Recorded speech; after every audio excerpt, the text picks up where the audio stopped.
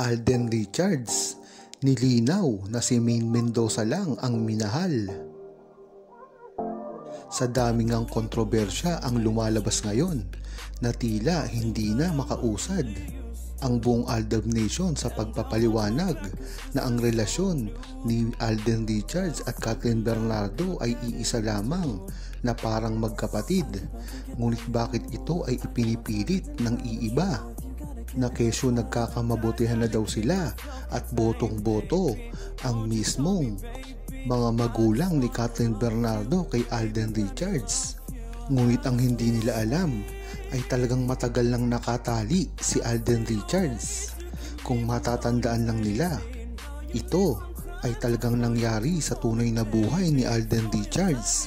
Sino ba naman kasi ang tunay na makapagsasabi nito kung hindi ang buong Aldab Nation lamang na nariyan kay Alden Richards at Maine Mendoza sa simula pa lamang.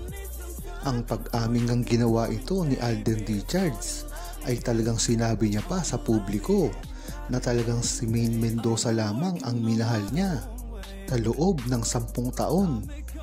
Kung hindi naman talaga nasa katinuan ang mga bashers ni Maine Mendoza at Alden Richards na sa loob ng 10 taon ay si Maine Mendoza lamang ang minahal niya at naniniwala pa rin sila na ito ay walang relasyon, ay talagang hindi mo na alam ang gagawin mo kung paano ipapasaulo sa kanila at ididikdik sa kanilang mga utak kung ano talaga ang nangyayari at ang tunay na relasyon ni Maine Mendoza at Alden Richards. Hindi pa nga dito lumalabas ang mga tunay na resibo na makikita lamang sa internet. Ngunit bakit hanggang ngayon ay idinidinay pa rin nila ang tunay na relasyon ni Maine Mendoza at Alden Richards?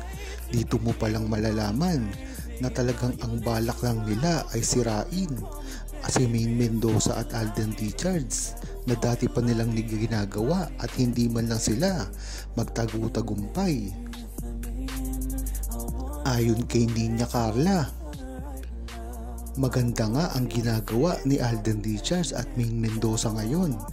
Ito ay nang hindi pagpansin sa mga nangbaba sa kanila, lalong-lalo na ang mga naninira sa kanilang tunay na relasyon.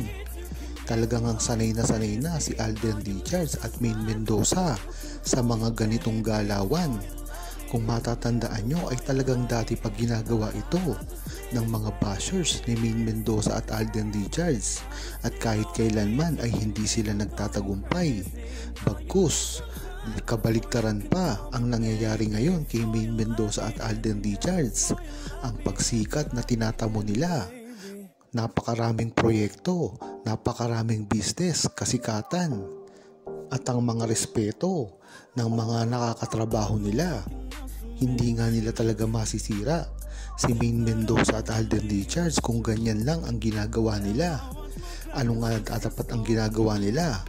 Ito ay sirain at sabihin na ipagkalat na wala silang relasyon, nang sa gayon ay masisira nila ito ng individual.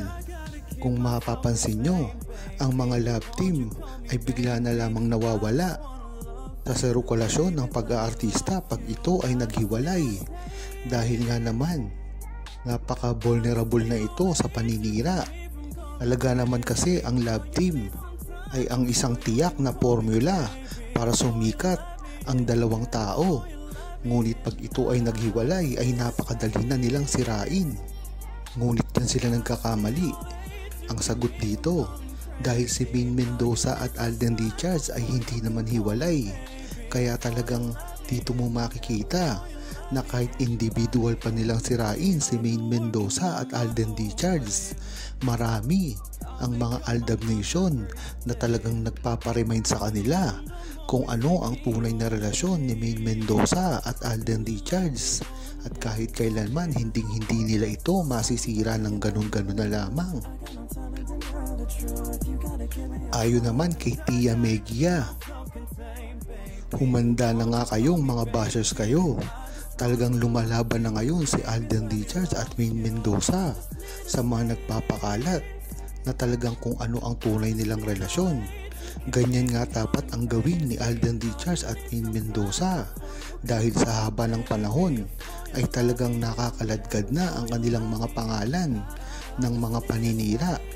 Hindi natin makakalimutan ang ginawa nila dati kay Maine Mendoza at Alden Richards, at dito nga ay napalabas si Maine Mendoza ng kanyang online letter na talagang ikinagalit ng napakaraming tao dahil sa open letter na ito ay isinaad ni Alden Richards at Maine Mendoza kung ano lang talaga ang nararamdaman nila sa isa't isa. Marami nga dito ang nalito at nagtanong sa kanilang tunay na relasyon. Meron dito na mga Aldab Nation ang bumitaw dahil sa open letter na yan. Ngunit pagdating ng iilang taon, napatunayan na ang online letter na to ay iisa lamang sa naging feelings ni Maine Mendoza at the moment, dahil mismong ni-reveal ni Alden Richards ang pagmamahalan na ginawa nila ni Maine Mendoza noon na ito ay tunay. At dagdag pa dito, malalaman mo rin na kay Maine Mendoza na rin nanggaling na talagang nagustuhan niya na si Alden Richards dati pa lamang. Hindi naman gagawa si Maine Mendoza ng kanyang mga tula at ibibigay niya ito kay Alden Richards na mangiyak-ngiyak pa. Diyan mo talaga malalaman na totoo at genuine ang nararamdaman ni Maine Mendoza kay Alden Richards dati pa lamang. Kaya siguro nagawa ni Maine Mendoza ang open letter na ito para matigil na lang ang mga bashers na talagang minasama ng iilan. Ngunit ang maganda dito ay napatunayan na ni Maine Mendoza at Alden Richards na ito ay iisang salita lamang na nangyari na nakalipas. Napakagandang ang tanawin ito.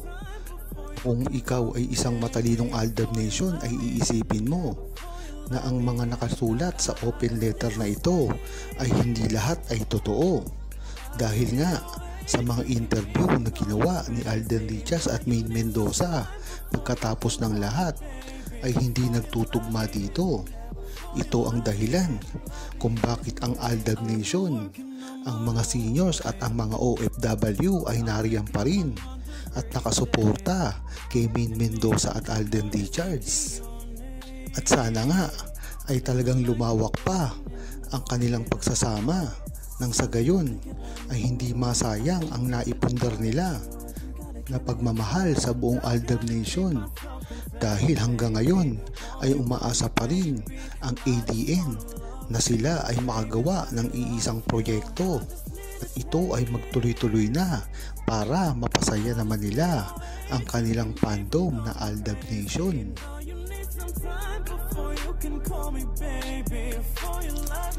Huwag kalimutang mag-subscribe, comment at i-like ang video na ito. Thanks for watching!